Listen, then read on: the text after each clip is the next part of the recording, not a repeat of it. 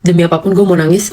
Gue nggak pernah ngerasa seditipu ini sama orang yang udah gue pilih 2 kali. Lu tahu?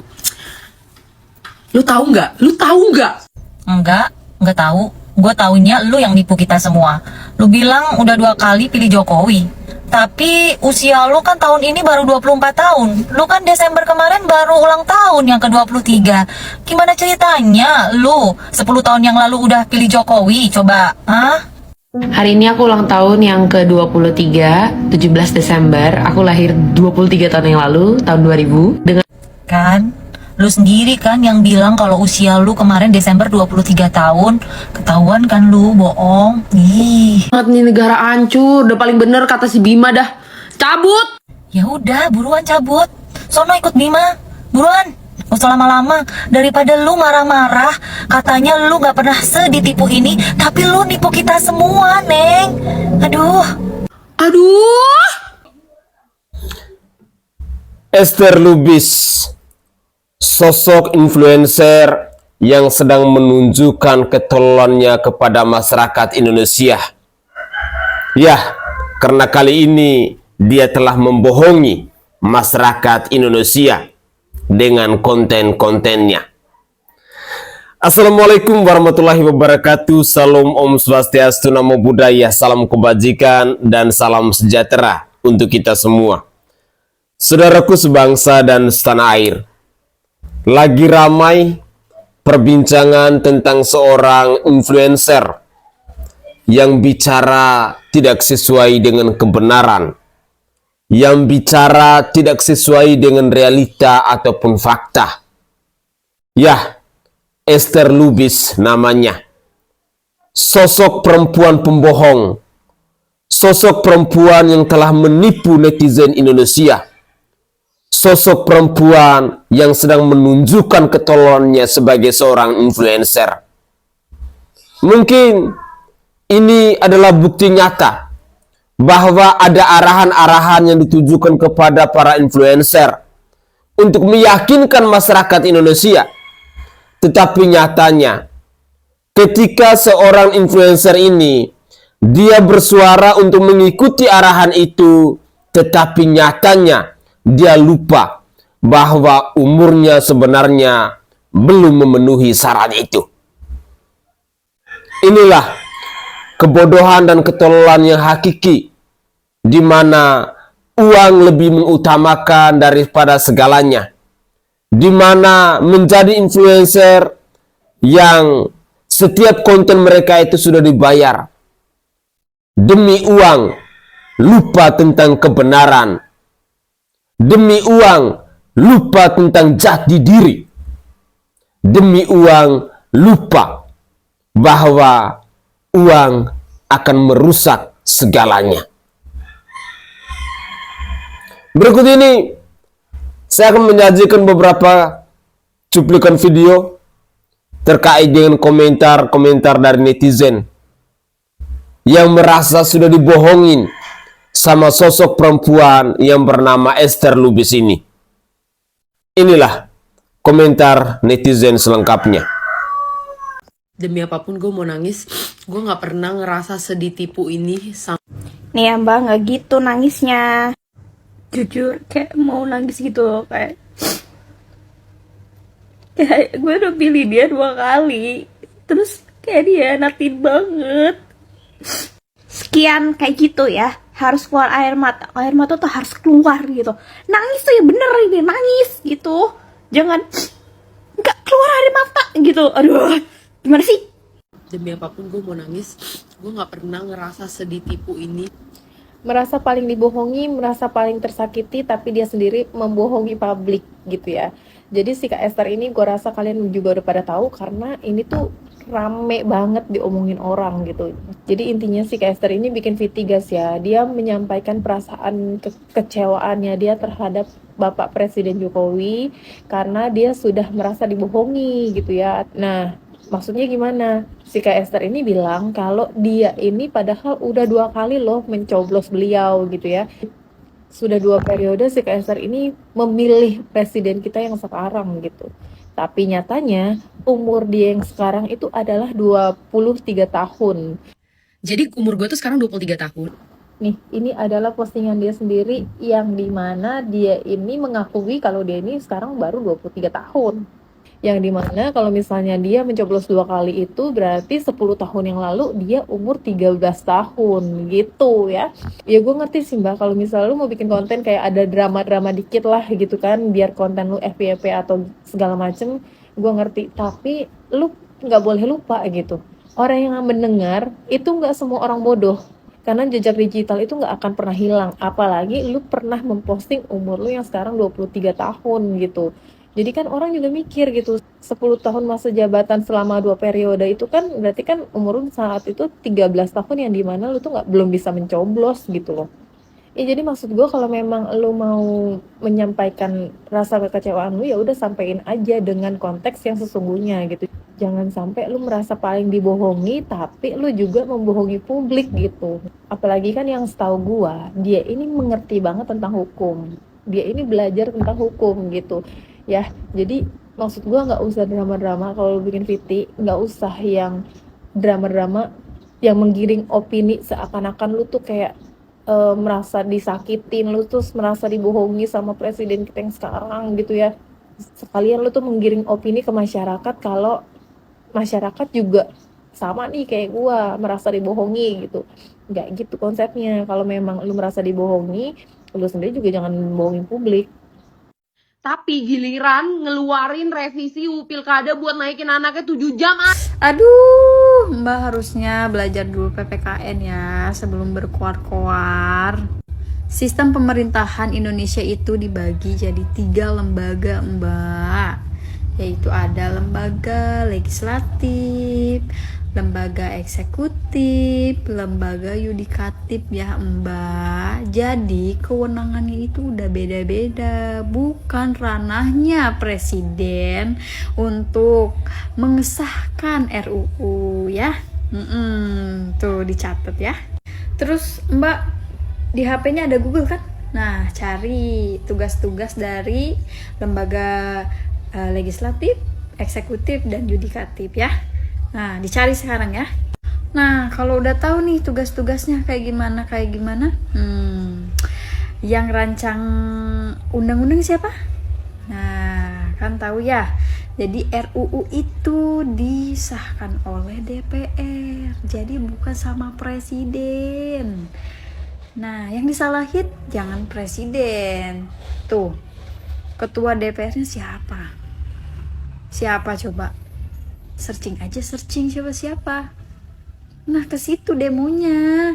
Jangan bawa-bawa presiden, itu udah ranahnya udah beda.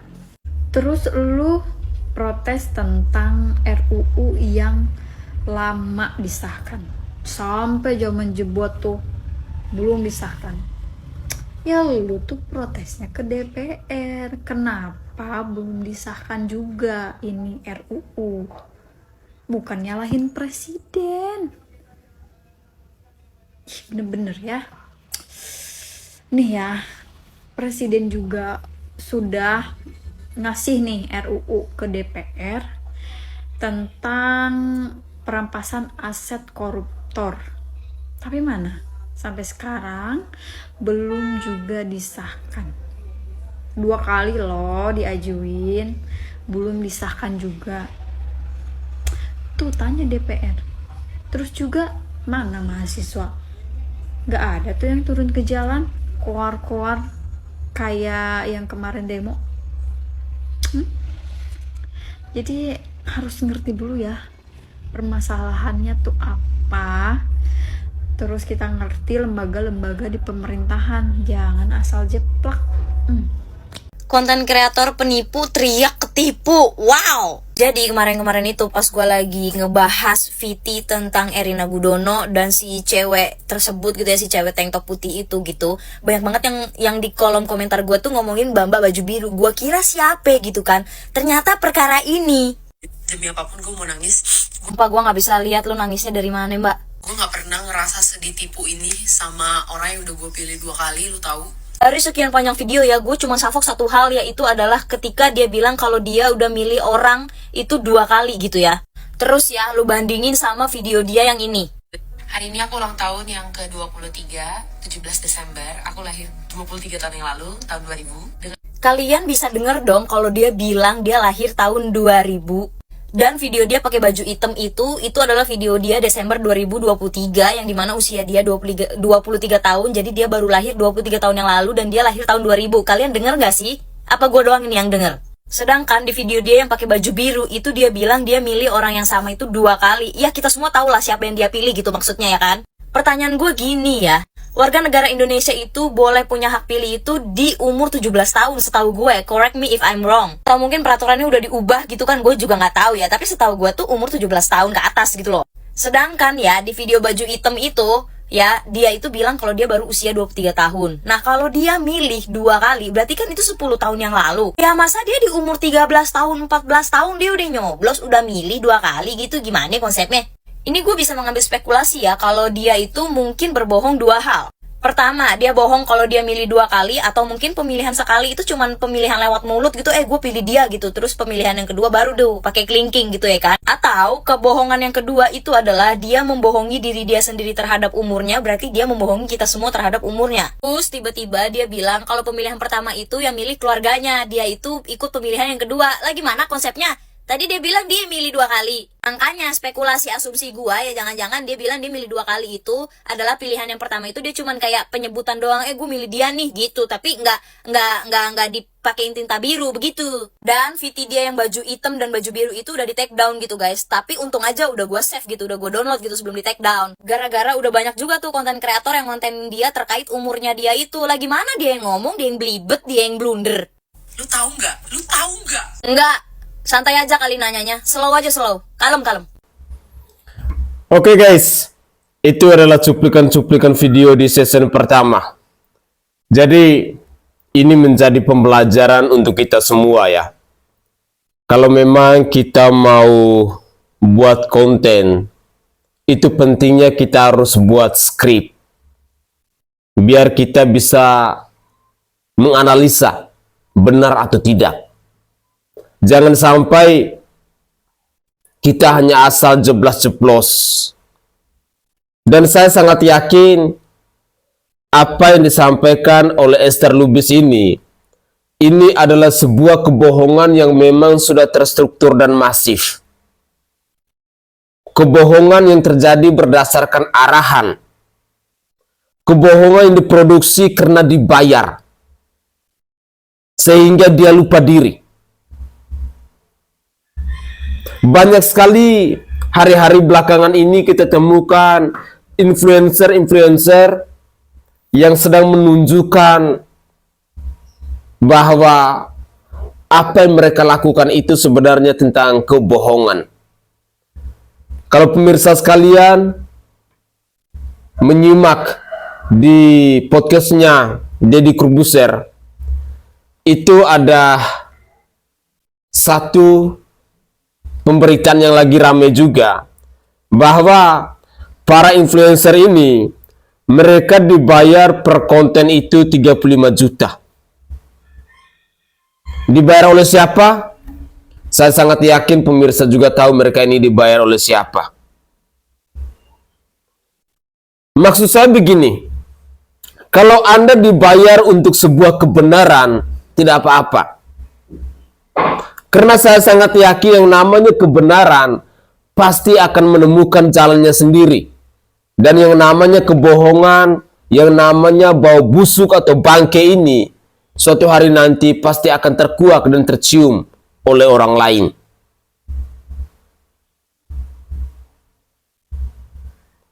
Itu alasan saya memang sudah sering kali di DM sama orang untuk meminta, untuk menyuarakan something.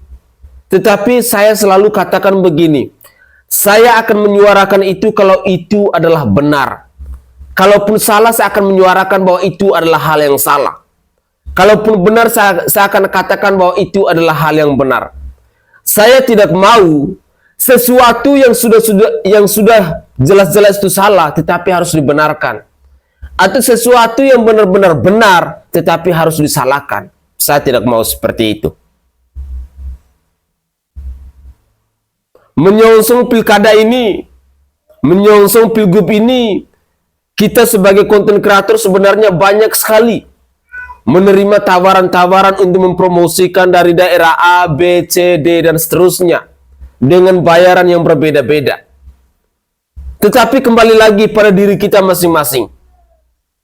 Kalau kita sudah terbiasa dengan menyuarakan tentang kebenaran, pasti kita akan komitmen, akan terus menyuarakan tentang kebenaran. Tetapi kalau kita sudah terbiasa, misalnya mau menyuarakan kebenaran lalu disuarakan salah, sesuatu yang salah lalu dikatakan benar, itu ada orang-orang tertentu. Tetapi bagi saya secara pribadi, selama ini memang sudah sering kali, banyak sekali teman-teman yang ngajak saya untuk bergabung dan lain sebagainya, untuk terima bayaran untuk promosi seseorang dan lain sebagainya. Tetapi bagi saya, lebih baik saya memperoleh rezeki apa adanya, dengan hal-hal yang halal, bukan dengan hal-hal yang haram.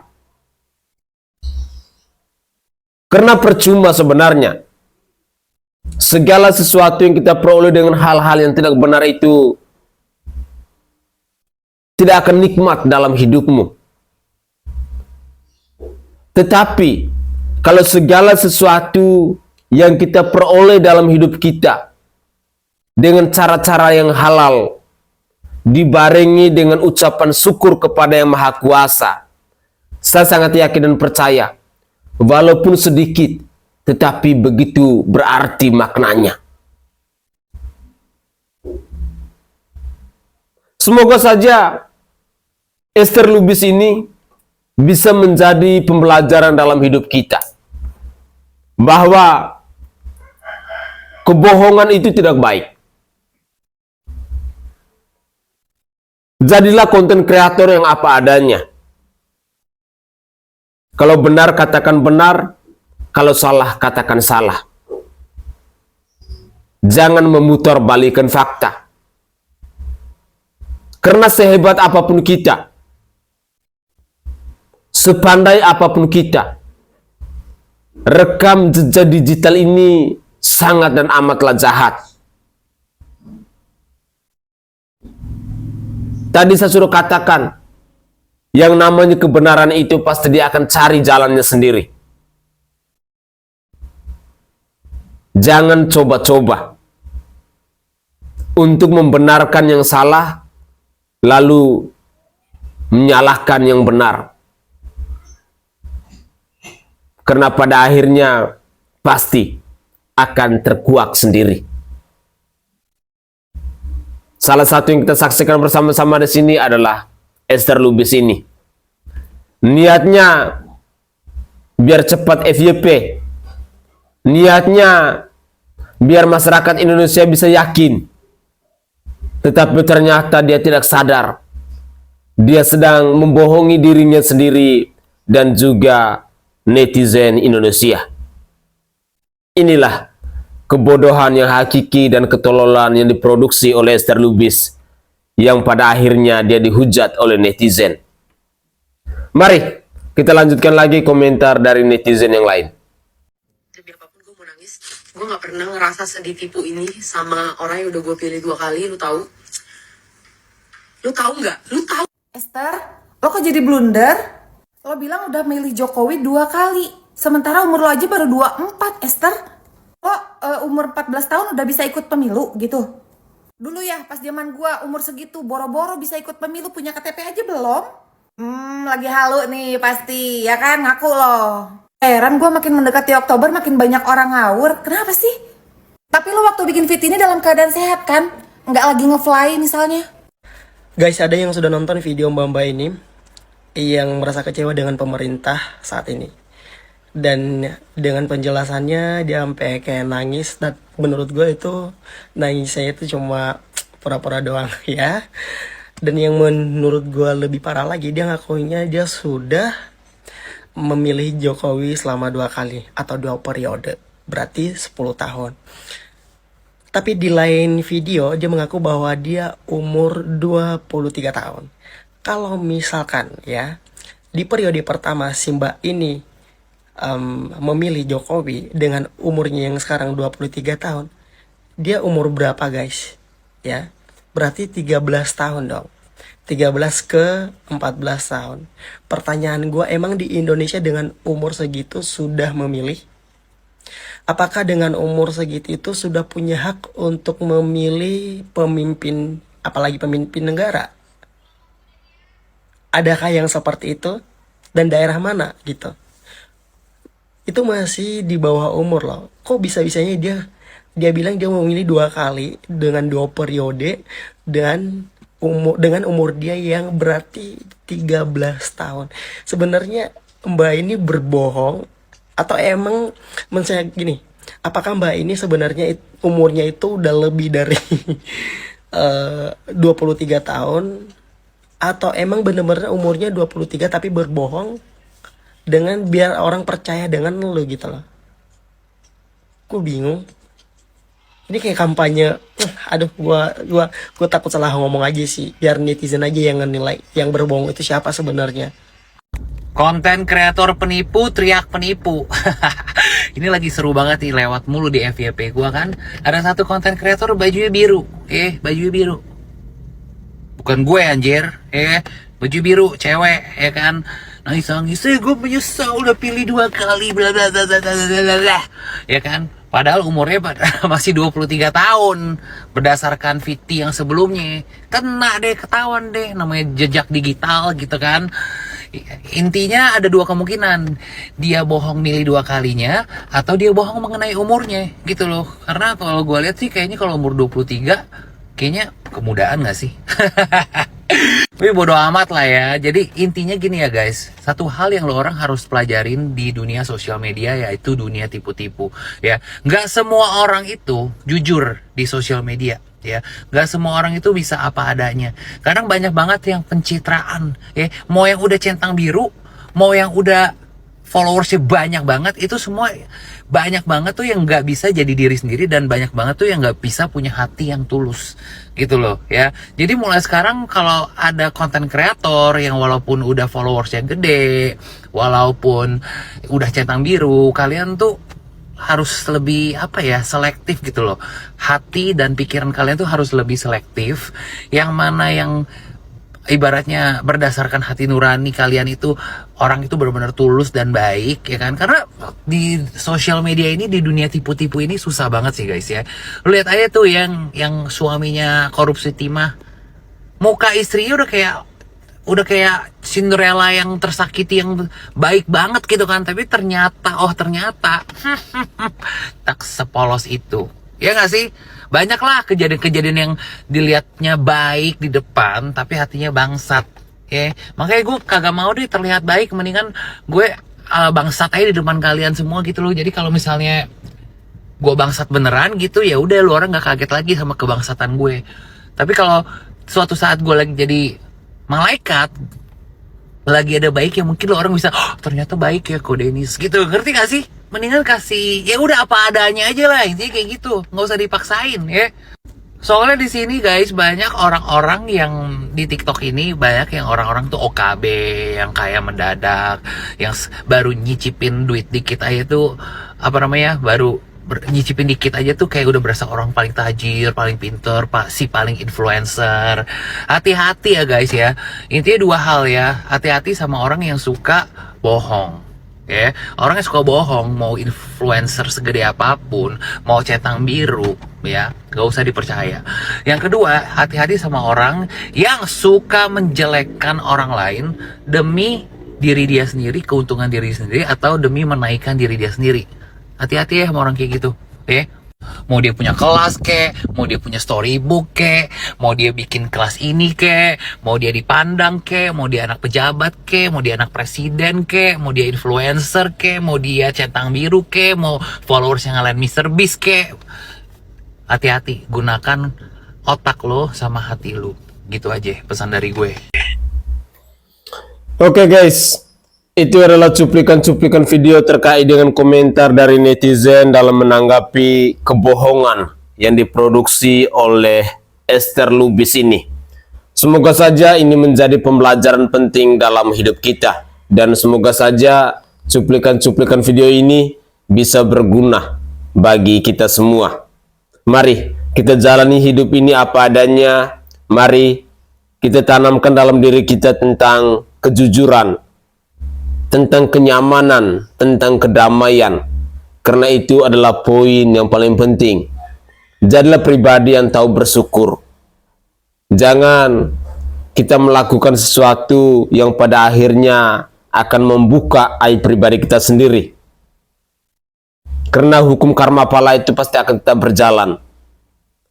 Yang namanya kebenaran dia pasti akan mencari jalan sendiri. Yang namanya kebohongan pasti akan terungkap serapi apapun kita menyembunyikannya.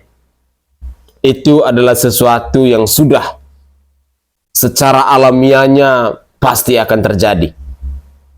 Dengan demikian, saya ingin mengajak kepada kita semua bahwa jadikanlah cuplikan-cuplikan video ini sebagai pembelajaran dalam hidup kita, agar kita jangan terantuk di batu yang sama seperti yang dilakukan oleh Esther Lubis ini. Saya Sainai dari Provinsi Nusa Tenggara Timur. Saatnya kita yang rakyat jelata harus berani untuk bersuara. Salam hormat, salam NKRI, dan salam Pancasila untuk kita semua.